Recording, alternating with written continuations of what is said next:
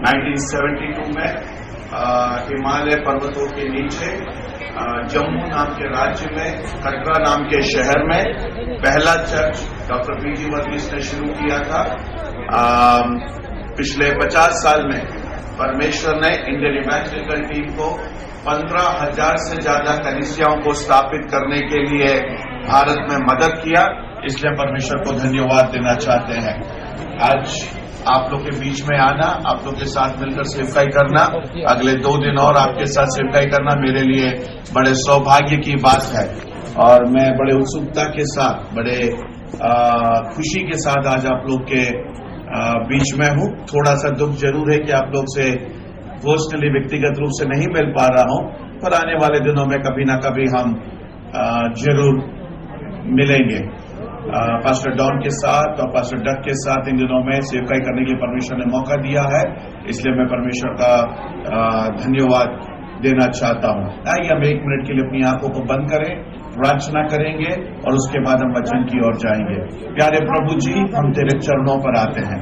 आज खुदावन सुबह से लेकर इस समय तक तेरी उपस्थिति हमारे साथ थी। पवित्र आत्मा, तूने हमसे बातचीत किया, तेरा धन्यवाद देते हैं। आज के इस अंतिम सेशन को तेरे हाथ में देते हैं। प्रभु यीशु, तू हमसे बातचीत कर। पवित्र आत्मा, तू हमें नए अभिषेक से भर। एक मनुष्य की आवाज नहीं, हम तेरी आवाज को सुनने पाए। प्रभु जी, कोई भी मनुष्य आज जो बोला जाता है उसके द्वारा आदर ना लेने पाए, पर सारी आदर और महिमा हमारे स्वर्गीय पिता को देते हैं। प्रार्थना यीशु के नाम से मांगते हैं, सुनो, ग्रहण कर। आमीन। अगले 40-45 मिनट में आप लोग से बात समय है।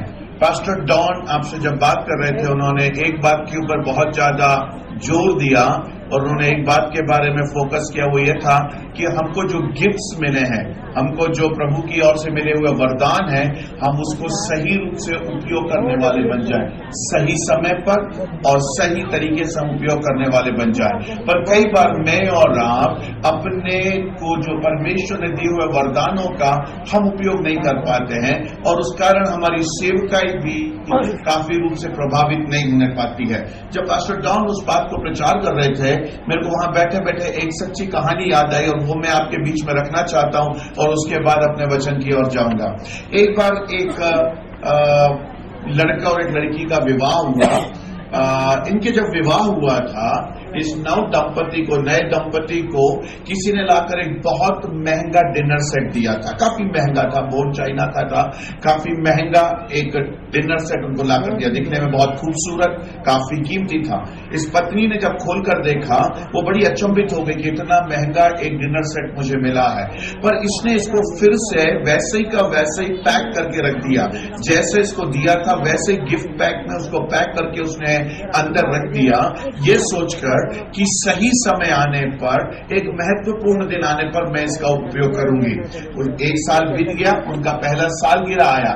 ये पत्नी ने सोचा आज मुझे ये निकालना चाहिए, हम इसका उपयोग करेंगे। पर फिर उसने सोचा नहीं, आज नहीं, इससे भी बड़ा एक दिन जब आएगा तब मैं इस उपहार को या इस गिफ्ट को या इस मेरे को मिले हुए दान को मैं तब उपयोग करूंगी। 2 साल, 4 साल, 5 साल निकल गया। इनका पहला बच्चे का पहला जन्मदिन था।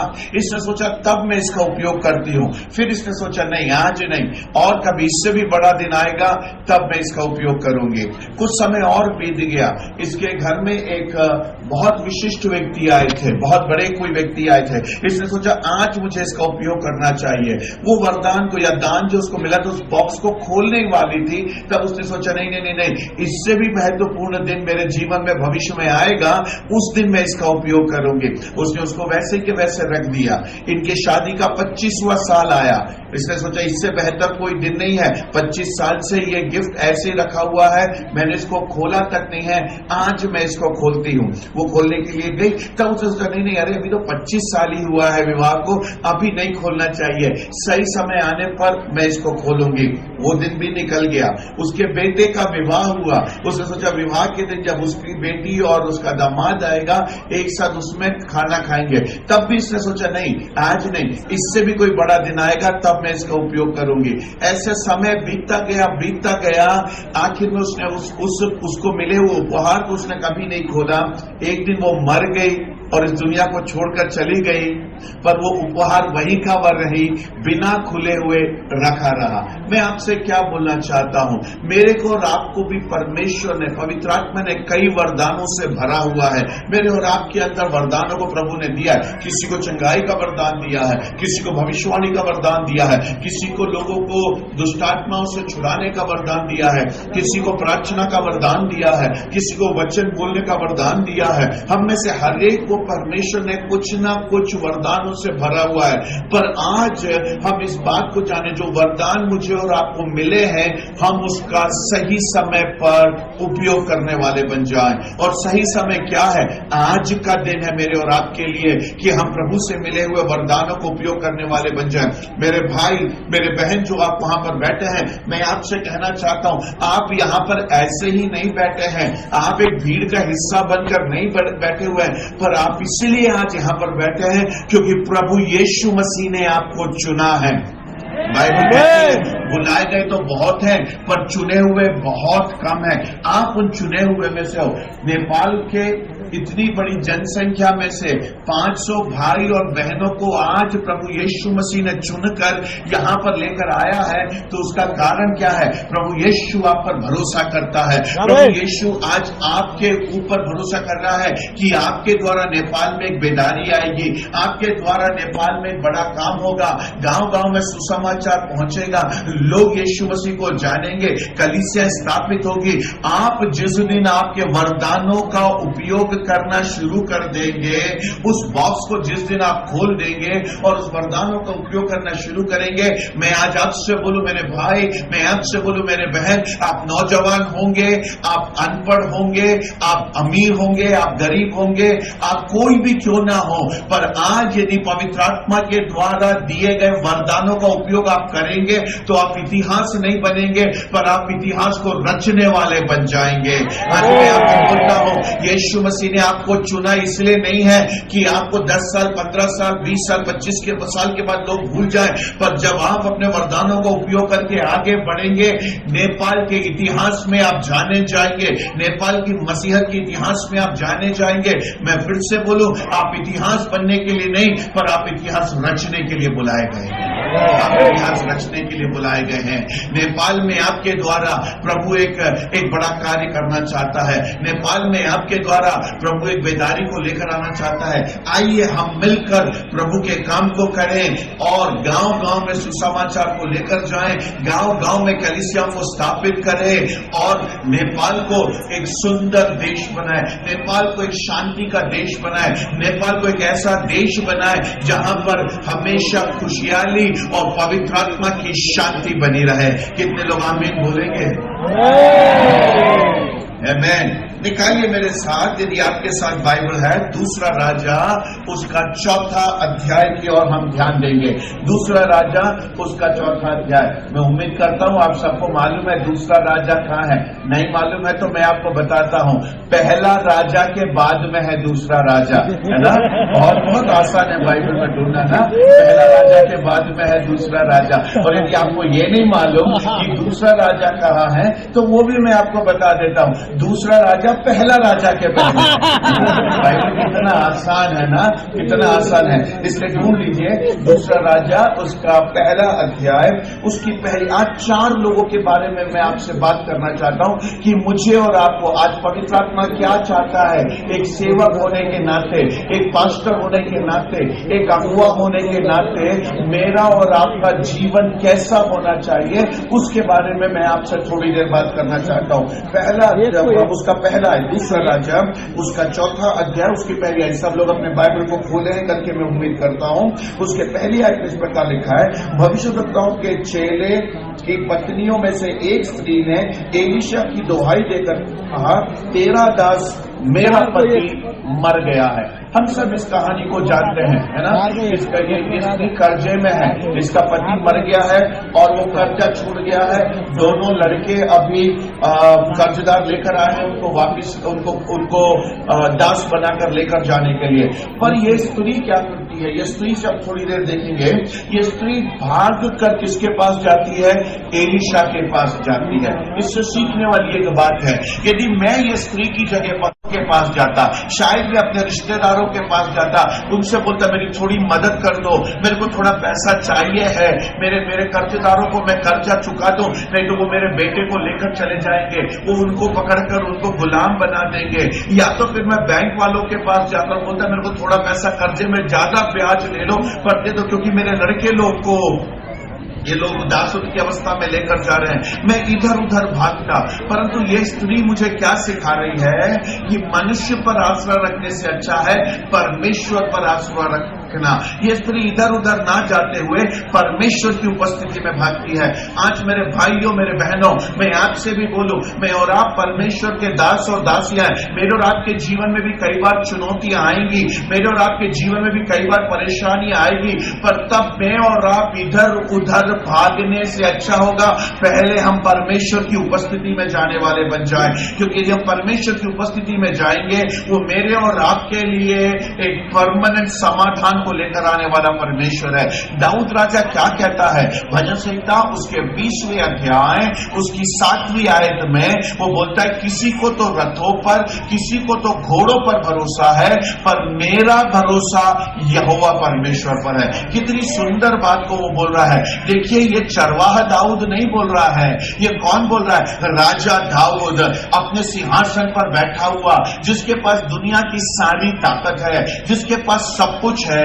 मैं इस प्रकार उस चीज को कल्पना करता हूं। ये अपने सिंहासन पर, राजगद्दी पर बैठा हुआ है, इसके सामने बढ़िया घोड़े खड़े हैं जो किसी भी युद्ध में बाकी घोड़ों को, बाकी सेनाओं को हरा सकते हैं। इसके दाहिने तरफ देखेंगे तो तमाम प्रकार के इसके सिपाह सलाहकार बैठे हैं, सेनापति लोग बैठे हैं, इसको सलाह देने वाले बैठे हैं। पीछे देखेगा तो सोना चांदी तमाम प्रकार का धन दौलत रखा है। वो अपने बाई तरफ देखेगा तो वहां पर बढ़िया रथ खड़े, मजबूत रथ जो किसी भी लड़ाई में उसको जीत दिला सकते हैं। पर राजा दाऊद ये चारों तरफ ये सब कुछ देखने के बाद, घोड़ों को देखकर, अपने बुद्धिमान लोगों को देखकर, अपनी सेना को देखकर, अपने धन दौलत को देखकर, अपने रथों को देखकर, सब कुछ देखने के बाद क्या बोलता है? ये सब कुछ एक दिन नाश हो सकता है, ये सब कुछ मुझे एक दिन असफल बना सकता है, पर मैं यदि यहोवा परमेश्वर पर भरोसा रखूंगा तो ये सब कुछ असफल हो जाए, पर मेरा परमेश्वर मुझे कभी भी असफल होने नहीं देगा। वो मुझे लेकर चलेगा, वो मुझे विजय देते रहेगा। आज मैं आपसे बोलूं, आप यहोवा पर आसरा रखकर आगे बढ़ेंगे तो आपकी सेवकाई सफल होती जाएगी। आप परमेश्वर पर भरोसा रखकर आगे बढ़ेंगे, परमेश्वर आपके गांव में बेदारी लेकर आएगा, परमेश्वर आपके द्वारा चिन्ह और चमत्कार करेगा, परमेश्वर आपके द्वारा चंगाइयों को लेकर आएगा, परमेश्वर आपके द्वारा विजय को लेकर आएगा। आज मैं और आप इधर उधर आसरा ना रखकर हम परमेश्वर पर आसरा रखने वाले बन जाएं। हम परमेश्वर पर आसरा रखें। हो सकता है आपके पास गाड़ी नहीं है, हो सकता है आपके पास चर्च बिल्डिंग नहीं है, हो सकता है आपके पास पैसा नहीं है, आपके पास कुछ नहीं है, पर आज मैं आपसे बोलूं, आपके पास वो है जो दुनिया के पास नहीं है। आपके साथ आपका मसीह है। रोमियो 8:21 में लिखा है, यदि मसीह मेरे साथ है तो मेरा विरोधी कौन हो सकता है? आज मसीह के साथ चलिए। मैं आपसे बोल रहा हूं, आप मसीह के साथ चलिए। दुनिया का कुछ भी आपके पास नहीं होगा तो भी आप विजयी बनेंगे, क्योंकि विजय देने वाला, आपके साथ चलने वाला यीशु मसीह है। कितने लोग बोलेंगे यीशु मसीह की आमेन, आमेन। वो हमारे साथ चलने वाला परमेश्वर है। यहां पर ये स्त्री क्या करती है? किसी भी व्यक्ति पर भरोसा ना रखकर ये परमेश्वर के दास के पास, एलीशा के पास जाती है। और एलीशा के पास जाकर ये क्या बोलती है मालूम है? ये जाकर बोलती है, तेरा दास मेरा पति मर गया। हाँ, जब मैंने इसको पहले पढ़ा, पहले 4-5 बार जब पढ़ा, मैंने सोचा कुछ गड़बड़ हो गया है यहां पर। अरे मैं ये स्त्री की जगह होता तो मैं बोलता, मेरा पति तेरा दास मर गया। तेरा दास बनने के पहले वो मेरा पति है ना? आप भी आपकी पत्नी के बारे में क्या बोलोगे? वो तेरी बहन से पहले, वो तेरी मां बनने से पहले, वो मेरी पत्नी है। पत्नियां भी यही बोलेगी, मेरा पति मेरा है ना? तो मैंने सोचा, अरे यार ये स्त्री ने तो उल्टा बोल दिया। किया। इसको तो बोलना था मेरा पति तेरा दास, पर ये क्या बोले, नहीं नहीं नहीं नहीं, ध्यान से पढ़िए बाइबल में क्या लिखा है। वहां लिखा है तेरा दास मेरा पति मर गया। मैंने उसको कई बार पढ़ा, एक बार नहीं, दो बार नहीं, मैंने अलग अलग अनुवाद में पढ़ा, इंग्लिश में पढ़ा, मलयालम में पढ़ा, अलग अलग भाषाओं में पढ़ा, हर जगह यही लिखा है तेरा दास मेरा पति। मैं थोड़ा गड़बड़ा गया, मैंने पवित्र आत्मा से बात किया, मैंने पूछा ऐसा क्यों लिखा है। आज मैं आपसे बताना चाहता हूं क्यों लिखा है। ये स्त्री एक बड़ी बात को कह रही है। ये क्या बोल रही है, जितने साल हमारा वैवाहिक जीवन रहा, मैंने एक चीज सीखा है मेरे पति से, उसके लिए मेरे से बढ़कर मेरा परमेश्वर था, उसके लिए मेरे से बढ़कर उसका परमेश्वर था, उसकी सेवकाई थी। मैंने एक चीज को जाना है, 10 साल 15 साल 20 साल जितने भी साल वो लोग एक साथ रहे विवाह में, वो एक चीज बता रही है, वो मेरा पति होने से पहले वो परमेश्वर का दास था। उसकी घर में गवाही थी, वो घर में भी पासबान था, वो बाहर भी पासबान था, वो एक गवाही वाला व्यक्ति था। यदि आपको कभी उसके बच्चे से आप बात करें, यदि उनके बच्चों से हम यदि कभी पूछ पाते तो उसके लड़के भी क्या बोलेंगे, मुझे पक्का मालूम है उसके लड़के भी बोलेंगे ये हमारे पापा होने के पहले ये परमेश्वर के दास थे। आज मैं आपसे बोलूं मेरे भाइयों, मैं आपसे बोलूं मेरे बहनों, एक परमेश्वर का दास और दासी होने के नाते मेरी और आपकी गवाही घर से शुरू होनी चाहिए। हमारे घर में गवाही होना चाहिए। यदि मेरी घर में गवाही नहीं है तो मैं बाहर क्या गवाही को दूंगा। मेरी पत्नी, मेरे बच्चे, मेरा पति, मेरे बच्चे मेरे बारे में गवाही देना है। वो क्या गवाही देना है, ये चर्च का पास्टर होने के पहले, ये अगुवा होने के पहले, ये तमाम प्रकार की परमेश्वर की सेवकाई करने के पहले ये परमेश्वर का दास घर में है। वो हमारे बारे में बोलने पाए कि ये घर का पास्टर है। मैं और आप पहले घर का पासबान बने, मैं और आप घर में एक आत्मिक पिता बने। मेरे भाई मैं आपसे बोल रहा हूं आप घर के एक आत्मिक पिता हैं। मेरी बहन मैं आपसे बोल रहा हूं आप घर में एक आत्मिक माता हैं। आपके बच्चे, मेरे बच्चे हमें देखकर परमेश्वर के बारे में सीखने पाए। ये बहन कितनी अच्छी गवाही दे रही है, अरे अरे वो मेरा पति होने से पहले वो परमेश्वर का दास है। आप समझ रहे हैं मैं क्या कह रहा हूं? यस, हम परमेश्वर के दास और दासी बने। एक कहानी मेरे को याद आती है, सच्ची है क्या मेरे को नहीं मालूम, हंसना है तो हंस सकते हैं। एक बार एक आदमी मर गया था, उसको उसके इसमें बक्से में रखा गया था, दफनाने के लिए लेकर जाने वाले थे। उसके बाद उसके बारे में अच्छी अच्छी बातें बता रहे थे। उसके घर के बाजू की एक स्त्री आई, उसने बोला ये जो जॉन भाई इस ताबूत में पड़े हैं ये मेरे लिए मेरे भाई से बढ़कर था। जब भी मेरे को जरूरत होती थी ये मेरे लिए काम करता था, ये मेरे लिए भागता था। उस तरफ उधर से पतरस भाई आए, उन्होंने बोला ये बहुत अच्छा व्यक्ति था, मेरे लिए मेरा भाई जैसा था। हमें तो बहुत नुकसान हो गया है, कलीसिया को बड़ा नुकसान हो गया। ये दशवांश देता था, ये समय पर आता था, चर्च का सारा काम करता था। सब उसके बारे में अच्छी अच्छी गवाही दे रहे थे। वो ताबूत के बाजू में उसकी पत्नी और 3 बच्चे बैठे हुए थे और वो बैठ के ये सारी कहानियां, सारी गवाही सुन रहे थे। इतने में वो पत्नी ने अपने बच्चे को एक कोनी से ठोकर मार मार कर बोल रही, जरा ताबूत के अंदर देखना तेरा बाप ही है कि और कोई है। समझ में आया आपको?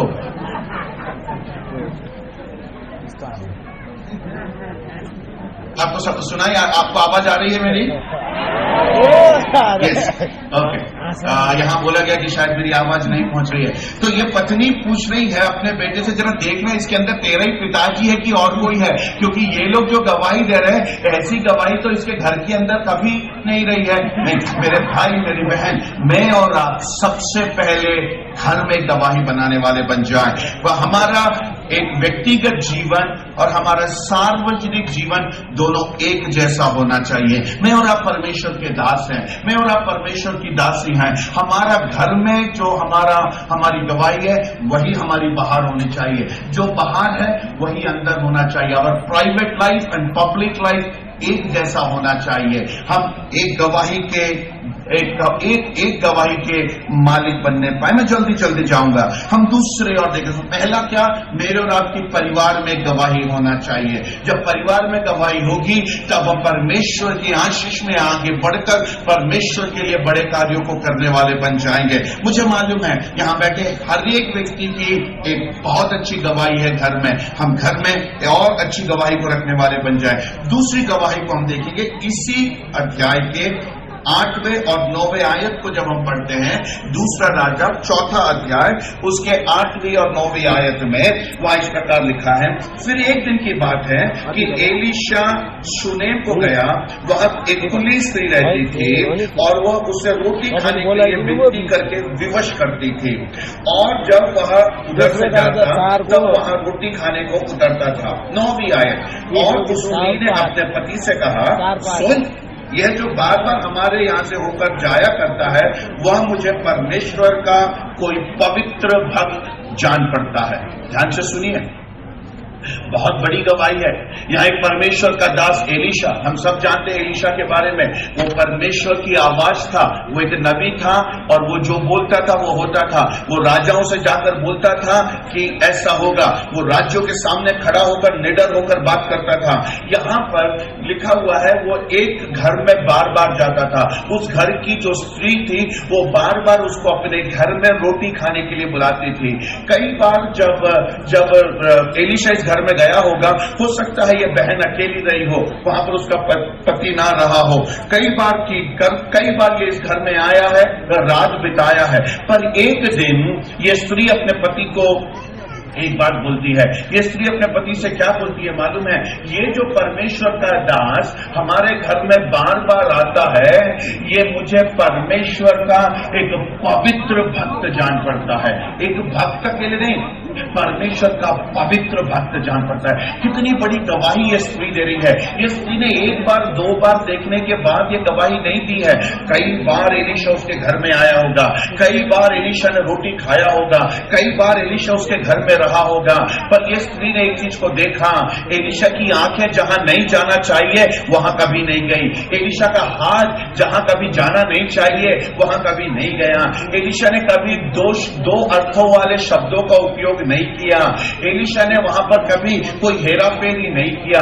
इवन यहां तक मैं समझता हूं कई बार जब एलीशा उस घर में आया होगा, ना तो ये स्त्री घर में रही होगी, ना उसका पति रहा होगा, पर हो सकता है नौजवान उस घर की दासियां उस घर में रही होगी। पर जब ये स्त्री वापिस आई होगी, ये स्त्रियों ने गवाही दी होगी, ये दासियों ने गवाही दी होगी, आप नहीं थे पर एलीशा पास्टर आए थे और वो यहां आकर चले गए। इतने अच्छे वो एक परमेश्वर के दास हैं, उन्होंने भी उसके बारे में एक अच्छी गवाही दी होगी।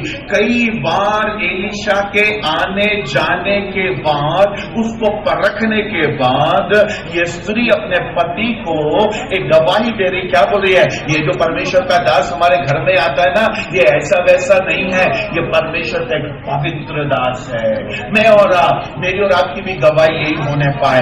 मेरी प्रार्थना रहती है, रोज मेरी प्रार्थना रहती है, मैं 365 दिन में 300 दिन दूसरों के घर में रहता हूं। मैं अपने घर में महीने में 2 या 3 दिन ही रह पाता हूं, क्योंकि मुझे काफी यात्रा करनी पड़ती है, अलग अलग जगह पर प्रचार करने जाना पड़ता है, अलग अलग मेरे फील्ड में जाना पड़ता है। तो मैं महीने में 2 या 3 दिन ही घर पे रहता हूं, बाकी 25 से 26 दिन मैं दूसरों के घर में रहता हूं। पर मेरी एक प्रार्थना है, प्रभु जी हर घर को छोड़कर जब मैं निकलूंगा तब वहां की बहन मेरे बारे में गवाही देने पाए कि ये परमेश्वर का एक पवित्र भक्त है। जिस दिन मैं मर जाऊंगा, जब मैं ताबूत में पड़ा होगा, वहां पर आकर बहन लोग मेरे बारे में गवाही दे, छोटी लड़कियां मेरे बारे में गवाही दे कि ये परमेश्वर का एक पवित्र भक्त था, ये हमारे घर में कई बार आया, हमारे घर में कई बार रात को रुका, पर इसने कभी भी कोई गलत काम नहीं किया, ये परमेश्वर का एक पवित्र भक्त है। मेरे भाइयों, मेरी बहनों, मेरी और आपकी गवाही भी एलीशा के समान होने पाए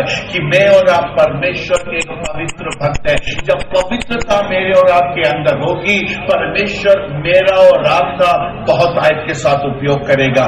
बिना पवित्रता के हम परमेश्वर के काम को आगे नहीं बढ़ा सकते हैं। एक नया अभिषेक मुझे और आपको चाहिए है, एक नया बल मुझे और आपको चाहिए है, और मुझे और आपको मसीह में आगे बढ़ना है तो मेरे को और आपकी अपनी सेवकाई में एक पवित्रता को रखकर आगे बढ़ने की जरूरत है। तो पहला हमने क्या देखा कि मेरे और आपके जीवन में एक परिवार के अंदर एक गवाही होना चाहिए। मेरे और आपके परिवार में, मेरी बीवी के सामने, मेरे पति के सामने, मेरे बच्चों के सामने मेरी एक अच्छी गवाही होने पाए। मेरे बच्चे मेरे को देखकर ये ना बोले कि मेरा पिताजी झगड़ालू है, मेरा पिताजी लड़ने वाला है, मेरा पिताजी मारने वाला है, मेरा पिताजी गाली देने वाला है, मेरा पिताजी गुस्सा करने वाला है। नहीं नहीं, मेरे बच्चे जब मेरे बारे में गवाही दे तो वो ये बोले मेरा पिता स्वर्गीय पिता को दर्शाता है, मेरा पिता प्यार का सोता है, मेरा पिता मुझसे बहुत प्यार करता है। मेरी पत्नी मेरे को देखकर डरना नहीं है, मेरी पत्नी मुझे देखकर चुप नहीं हो जाना, नहीं, मेरी पत्नी बोलने पाए कि मैं अपने पति पर भरोसा कर सकती हूँ, मैं अपने पति से जाकर कोई भी बात को शेयर कर सकती हूँ। घर में मेरी और आपकी गवाही होने पाए। दूसरा, कलीसिया में गवाही होना चाहिए। ये एक पास्टर है, एलीशा एक पास्टर है, ये जब घरों में जा रहा है इसकी एक गवाही है, कलीसिया के लोगों में, विश्वासियों के बीच में इसकी एक गवाही है। आज जब हम दुनिया में देखते हैं कई पासवानों की गवाहियां खराब हो चुकी है, कई सेवकाइयां टूट कर गिरी है, उसका कारण क्या है? उनके पास एक गवाही नहीं है। या तो पैसों में हेराफेरी की है, या किसी लोगों के साथ गलत संबंध है, या वो पदवियों के लिए भाग रहे हैं। कहीं ना कहीं पर कलीसिया में पासवानों ने अपनी गवाहियों को खो दिया है। पर मैं और आप इस एलीशा के समान, मैं और आप इसी के, प्रभु जी कुछ भी क्यों ना हो जाए, जान भी देना क्यों ना पड़ जाए, कितनी भी कीमत क्यों ना चुकाना पड़ जाए, पर प्रभु मैं कलीसिया में अपनी ये गवाही को बनाऊंगा। मेरी कलीसिया के लोग, मैं जहां कहीं भी जाऊंगा वहां के लोग मेरे बारे में जाने कि मैं धन के पीछे नहीं हूं, मैं पद के पीछे नहीं हूं, मैं नाम के पीछे नहीं हूं, मैं शोहरत के पीछे नहीं हूं, मेरे पास कुछ होगा या नहीं होगा तो भी मैं वफादारी के साथ, ईमानदारी के साथ परमेश्वर की सेवा करूंगा। मैं और आप एक गवाही वाले, अपनी कलीसिया में एक गवाही वाले पासवान बनने के लिए परमेश्वर मेरी और आपकी मदद करने पाए। कितने लोग बोलेंगे हाँ प्रभु, मैं आज से अपने परिवार में और अपनी कलीसिया में एक गवाह वाला व्यक्ति बनूंगा, मैं उसके साथ चलूंगा, कोई भी कीमत क्यों ना चुकाना पड़े, प्रभु जी मैं तेरे लिए चुकाऊंगा। बोलेंगे आमीन, आमीन। तीसरी गवाही है ना, मैं जल्दी जल्दी जा रहा हूं। तीसरी गवाही, यदि आपके पास बाइबल है निकालिए मेरे साथ, प्रेतों के काम उसका 4था अध्याय। प्रेतों के काम उसका 4था अध्याय को हम निकालेंगे। वहां पर हम एक गवाही को देखें, बड़ी सुंदर गवाही है वहां पर। हम उसके 4थे अध्याय की ओर जाएंगे।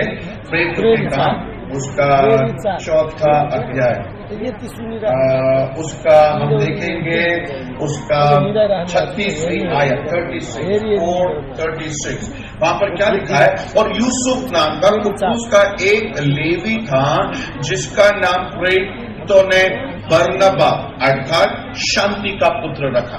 ध्यान से सुनिए मुझे, हमने क्या देखा? पहले मेरी और आपकी घर में गवाही होने पाए, परिवार में गवाही होने पाए।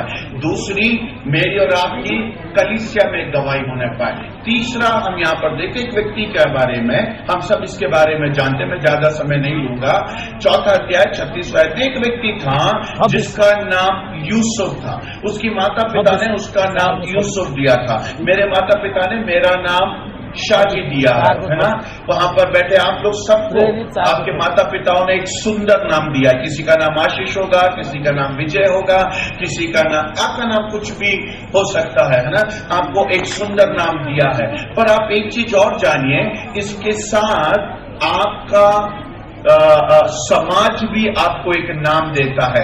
यहां पर इस व्यक्ति का नाम यूसुफ जरूर था, पर समाज ने या वहां पर प्रेरितों ने बोला हम तेरे को यूसुफ के नाम से नहीं जानेंगे, हम तेरे को बरनबास के नाम से जानेंगे।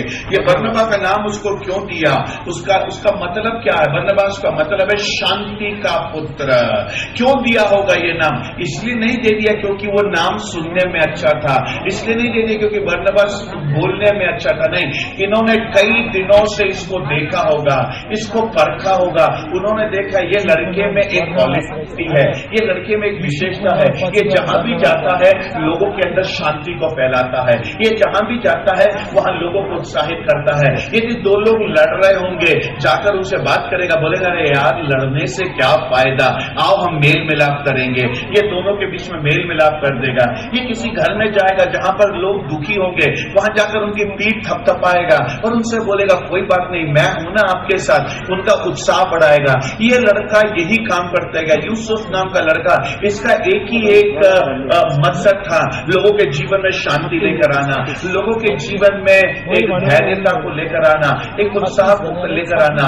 जब वहां के लोगों ने देखा ये लड़का इस प्रकार के कामों को करता है, जब वहां के लोगों ने देखा कि वहां के प्रेरितों ने देखा ये लड़का दूसरों को शांति प्रदान करने के लिए मेहनत करता है, उनको उत्साह देते, उन्होंने बोला आज से तेरा नाम यूसुफ नहीं, तेरा नाम बरनबास होगा। समाज ने उसको एक नाम दिया। मैं आपको बोलूं, मेरे और आपके माता पिता ने हमें एक नाम जरूर दिया होगा, पर समाज भी मुझे और आपको भी एक नाम देता है। एक उदाहरण देता हूं। एक बार करीब 15 साल पहले मैं एक गांव में पहुंचा, मेरे को वहां पर किसी से मिलना था, तो मैंने वहां पहुंचकर मैं ट्रेन से उतरा। ट्रेन से उतरने के बाद मैं वहां पर कुछ रिक्शा वाले खड़े थे, मैंने उन लोग से पूछा भाई मुझे इस व्यक्ति संतोष के घर जाना है। मैंने बोला उसका पूरा नाम लेकर बोला कि संतोष के घर जाना है। उन लोगों ने काफी देर तक सोचा, बोला नहीं इस गांव में तो संतोष नाम का कोई व्यक्ति रहता नहीं है। मैंने बोला नहीं रहता है, मेरे को इसी जगह का पता दिया है, वो इसी जगह रहता है, उसका नाम संतोष है। उन लोग आपस में बात करने लगे, बोला नहीं यार यहाँ कोई संतोष नहीं है। तब मैं काफी देर हो गई, 10-15 मिनट हो गया, मेरे को उसके घर जाना है। मैंने सोचा क्या करूं, तो मैंने बोला नहीं वो थोड़ा ठिगना सा है, थोड़ा काला सा है, थोड़ा मोटा सा है, उसका नाम संतोष है। तब ये लोग आपस में बात करने लगे और एकदम से बोला अच्छा वो जो शराबी है यहाँ पर। मैंने बोला कि शराब पीता है ये मेरे को नहीं मालूम है, पर उसका नाम संतोष है। एक रिक्शा वाले ने बोला अरे साहब बैठो, उसको कौन नहीं जानता है, हर दिन शाम को 6 बजे के बाद शराब पीकर पूरे गांव में तहलका मचाता है। तो वहां के लोग उसको उसके नाम से जो उसके माता पिता ने दिया था नहीं जानते थे। उसको किस नाम से जानते थे? उसके आचरण के नाम से, उसके आदत के नाम से, उसके लक्षण के नाम से। मेरे को और आपको भी एक समाज नाम देता है। मुझे मेरे शहर में लोग फादर करके बुलाते हैं, इसलिए नहीं क्योंकि मेरे 1 दर्जन बच्चे हैं, नहीं मेरे बच्चे नहीं हैं, पर वहां पर लोग मुझे फादर करके इसलिए बुलाते हैं क्योंकि वो लोग पास्टर, वो मुझे जानते कि मैं एक पास्टर हूं। वहां पर उन लोग के पास कभी मेरे शहर में करीब 80,000 लोग रहते हैं। वहां का मेंबर ऑफ पार्लियामेंट हो, वहां का मंत्री हो, वहां के कितने वो मेरे पास आते हैं काय के लिए? प्रार्थना कराने के लिए। मेरे से बोलते हैं फादर जी हमारे लिए प्रार्थना करिए। उनको मालूम है कि मैं प्रार्थना करता हूं, प्रभु उनके लिए काम करता है। तो मैंने वहां पर एक गवाही को बनाया है। आपका भी आपके गांव में, आपका भी आपके शहर में गवाही होने पाए। प्रार्थना करने वाला, प्रचार करने वाला, फादर या शांति देने वाला या उत्साह देने वाला। मैं आपसे पूछूं आपकी गवाही क्या है? बहुत सारे लोगों की गवाही क्या होती? झगड़ालू आदमी, झगड़ा करने वाला, शराब पीने वाला, नशा करने वाला, है ना। इस प्रकार से कई गवाहियां होती है। पर आज मेरी और आपकी गवाही क्या है? हम थोड़ा परखें अपने आप को कि हमारी गवाही क्या है। आज हमारी गवाही कुछ भी क्यों ना हो, पर मैं और आप एक अच्छी गवाही को बनाने वाले बन जाएं। मेरे गांव में, मेरे शहर में प्रार्थना करें आज कि प्रभु जी लोग मुझे मेरे माता पिता के नाम से नहीं, लोग मुझे गलत गवाह नहीं, एक अच्छी गवाही के कारण एक अच्छे नाम से लोग जानने पाए। मेरे शहर के बस स्टैंड में आकर जब लोग उतरे, बोले हल्लेलुया वाला कहाँ रहता है? मेरे घर में लाकर मुझे छोड़े। प्रार्थना करने वाला कहाँ रहता है? मेरे घर में लाकर छोड़े।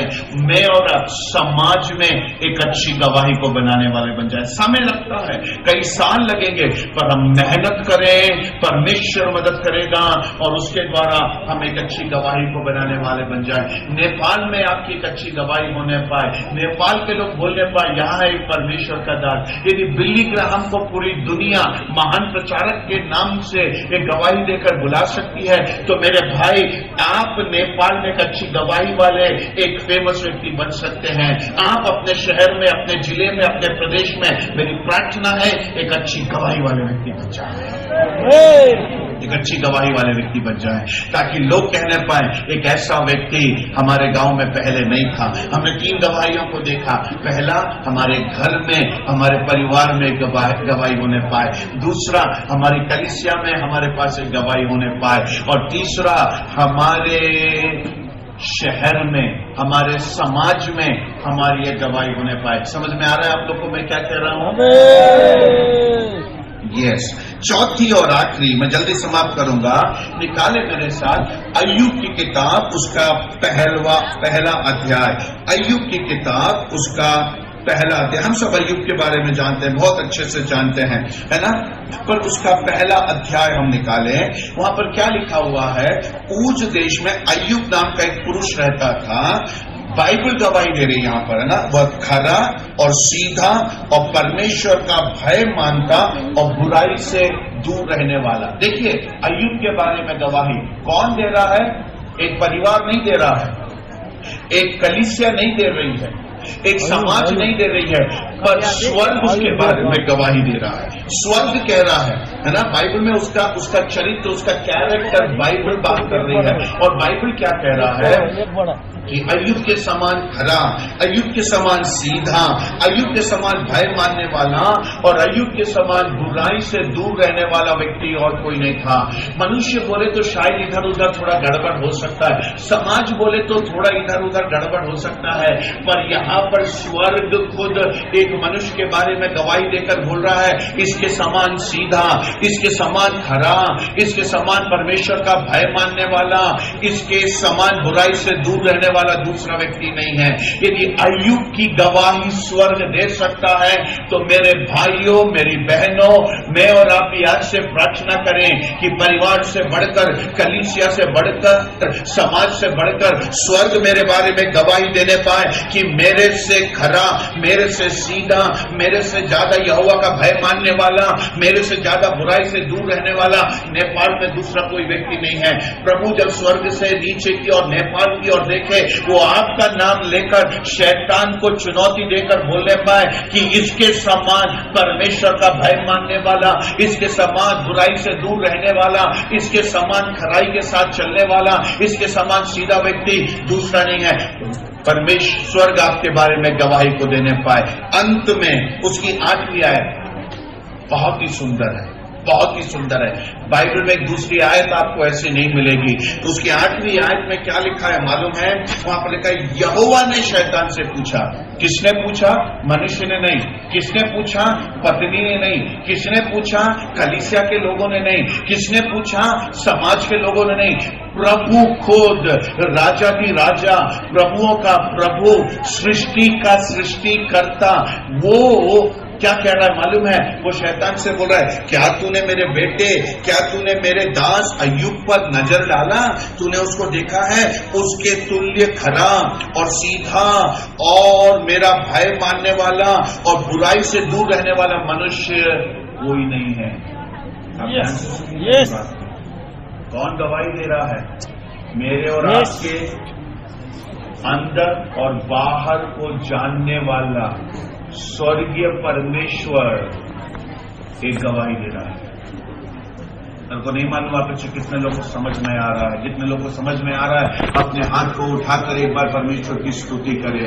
कोई मनुष्य नहीं दे रहा है गवाही, कोई समाज नहीं दे रहा है गवाही। स्वर्ग का परमेश्वर, सृष्टिकर्ता परमेश्वर अय्यूब के बारे में छाती चौड़ा करके, सीना फुलाकर शैतान से बोल रहा है, ओए शैतान सुन, तेरे को मालूम है मेरा दास अय्यूब उसके समान सीधा, उसके समान खरा, उसके समान परमेश्वर का भय मानने वाला, उसके समान बुराई से दूर रहने वाला कोई नहीं है। यदि स्वर्ग ने गवाही दिया है, मतलब इससे बड़ी गवाही कोई सी नहीं है। मेरे भाइयों बहनों, परमेश्वर जो स्वर्ग से नीचे देखे, जब शैतान को ललकारना पड़े, तो वो आपका नाम लेकर वो शैतान को ललकार कर बोलने पाए, मेरे पास एक व्यक्ति है, मेरे पास नेपाल में एक व्यक्ति है, मेरे पास इस दुनिया में एक व्यक्ति है, आपका नाम लेकर वो बोलने पाए। मैं आपसे बोल रहा हूं, वो आपका नाम लेकर बोलने पाए, छाती चौड़ाकर, सीना फुलाकर, स्वर्ग का परमेश्वर आपका नाम लेकर शैतान से बोलने पाए कि इसके समान मेरा भय मानने वाला, इसके समान सीधा, इसके समान खराई के रास्ते पर चलने वाला, इसके समान बुराई से दूर रहने वाला व्यक्ति कोई नहीं।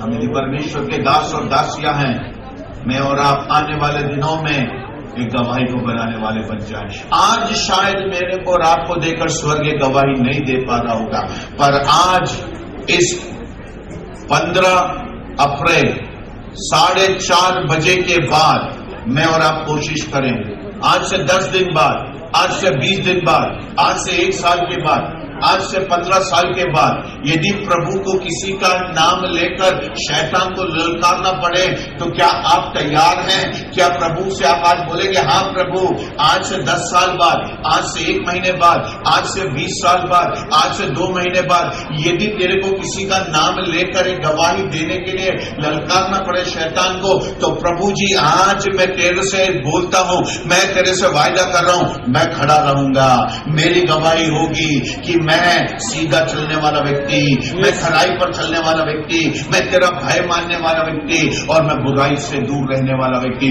प्रभु आज से मेरी सेवकाई बदल जाएगी, मैं तेरे पीछे पीछे चलूंगा, कितनी भी कीमत क्यों ना चुकाना पड़े। देखिए, स्वर्ग में जब हम जाएंगे, ध्यान से सुनिए मेरी बात को, मैं समाप्त करने जा रहा हूं, 2 मिनट है मेरे पास, मैं 2 मिनट में समाप्त करने जा रहा हूं। ध्यान से सुनिए, जब मेरे रब स्वर्ग में जाएंगे, जब उस न्याय के सिंहासन के सामने खड़े होंगे, यीशु मसीह मुझे और आपको एक महान प्रचारक की पदवी देकर नहीं बुलाएगा, एक महान उपदेशक की पदवी देकर नहीं बुलाएगा। हमारे को कोई बड़ी पदवी नहीं, एक ही पदवी है वहां पर, अच्छे और विश्वास योग्य दास, भला और विश्वास योग्य दास। उसके अलावा कोई पदवी नहीं है। मैं कितने भी बड़ी संस्था का अध्यक्ष क्यों ना हूं, मैं प्रधानमंत्री क्यों ना बन जाऊं नेपाल का, मैं दुनिया का सबसे ताकतवर व्यक्ति क्यों ना बन जाऊं, स्वर्ग जब पहुंचूंगा ये कोई पदवी मायने नहीं रखेगी। वहां एक ही पदवी है, भला और विश्वास योग्य दास। यदि हम विश्वास योग्य रहेंगे, एक अच्छी गवाही के साथ आगे बढ़ेंगे, तो जब हम स्वर्ग पहुंचेंगे, यीशु खड़ा होकर मुझे और आपको गले लगाकर बोलेगा, आ जाओ मेरे भले और विश्वास योग्य दास, अन्यथा मैं तुझे नहीं जानता, मैं तुझे नहीं जानता। मुझे कैसी गवाही चाहिए? आज से मुझे कैसी गवाही चाहिए? प्रभु जी, मेरी गवाही सिर्फ मेरे परिवार में नहीं, प्रभु जी मेरी गवाही सिर्फ मेरी कलीसिया में नहीं, प्रभु जी मेरी गवाही सिर्फ मेरे समाज में नहीं, पर प्रभु जी मैं चाहता हूं स्वर्ग और तू खुद मेरे बारे में एक गवाही देने पाए। मैं अपने आप को आज से उसके लिए योग्य बनाने जा रहा हूं। मैं एक अंतिम बात बोलकर समाप्त करने जा रहा हूं। आप लोगों ने अभी वो गीत को गाया था, यीशु के पीछे मैं चलने लगा, ना लौटूंगा ना लौटूंगा। आपने अंग्रेजी में गाया, I have decided to follow Jesus। यीशु मैं तेरे पीछे चलूंगा। क्या आपको मालूम है ये गाना कब गाया गया था? करीब 150 साल पहले आसाम नाम के भारत के एक प्रदेश में, जो नेपाल के पास में है, उस प्रदेश में एक व्यक्ति ने यीशु मसीह को अपना उद्धारकर्ता स्वीकार किया। परिवार के साथ उसने यीशु मसीह को उद्धारकर्ता स्वीकार किया। उस गांव के सरपंच को मालूम पड़ गया, उसकी गवाही आगे बढ़ी कि ये व्यक्ति में कुछ फर्क है, ये व्यक्ति पहले जैसा नहीं रहा, ये पहले जैसा लड़ता नहीं है, ये शांति का पुत्र बन गया है, ये मेल मिलाप करता है, ये लोगों से प्यार करता है, अपने दुश्मनों से भी प्यार करता है। सरपंच को मालूम पड़ गया, उस सरपंच ने उसको बुलाया, पूरी भीड़ गांव की इकट्ठी है, उसको, उसकी पत्नी को, दोनों लड़कों को बीच में खड़ा कर दिया और इसने बोला, तेरे को एक काम करना होगा, अब यीशु को तिरस्कार कर दे, नहीं करेगा तो तेरे दोनों बेटों को मार देंगे। ये आदमी ने गाया, यीशु के पीछे छलने लगा, ना लौटूंगा, ना लौटूंगा। दोनों बेटों का सिर धड़ से अलग कर दिया, तलवार से काट कर अलग कर दिया। इसने तब गाया, कोई भी कीमत क्यों ना चुकाना पड़े, मैं यीशु के पीछे चलूंगा। संसार को छोड़कर, सलीब को लेकर मैं यीशु के पीछे चलूंगा। तब उन्होंने उसकी पत्नी के गले पर, गर्दन पर तलवार लगा दिया। बोला कि तू अब यीशु को, अब तेरे दोनों लड़के तो चले गए, तेरी पत्नी को तू बचा सकता है, यीशु को छोड़ दे। उसने बोला यीशु को मैं नहीं छोड़ूंगा, मैं यीशु के साथ चलूंगा। उसकी पत्नी का भी गर्दन उड़ा दिया, उसके सामने वो तड़प तड़प कर मर गई, पर वो गाता रहा, यीशु के पीछे मैं चलने लगा, ना छोड़ूंगा, ना छोड़ूंगा। तब उसकी गर्दन पर तलवार को रख दिया, बोला तेरे बच्चे मर गए, तेरी पत्नी मर गई, तू जीना चाहता है तो यीशु को छोड़ दे। इसने तब गाया, घर कोई मेरे साथ ना आवे, ताज पाऊंगा, ताज पाऊंगा। वो गीत गाते गाते उसका गला उड़ा दिया। मुझे मालूम है जब वो स्वर्ग में पहुंचा होगा, यीशु अपने सिंहासन से खड़ा होकर उसको गले लगाकर बोला होगा, तू एक अच्छा गवाह बना मेरे भले और विश्वासियों के दास, मैं तेरे को यहां पर मुकुट दूंगा, तू ताज पाएगा। आज मेरे भाइयों बहनों, अपनी आंखों को हम बंद करें। आज कौन बोलना चाहेगा, प्रभु जी कितनी भी बड़ी कीमत क्यों ना चुकाना पड़े, मेरा घर, मेरा द्वार, मेरा पैसा, सब कुछ मुझे चुकाना पड़े, पर प्रभु जी कुछ भी क्यों ना हो जाए, मैं ना लौटूंगा, ना लौटूंगा। प्रभु मैं शांति का पुत्र बनूंगा, प्रभु मैं पवित्र भक्त बनूंगा, प्रभु मैं तेरा दास बनूंगा। प्रभु से बढ़कर स्वर्ग मेरे बारे में गवाही को देने पाए। अपनी आंखों को बंद करें, मैं आपके लिए प्रार्थना करने जा रहा हूं।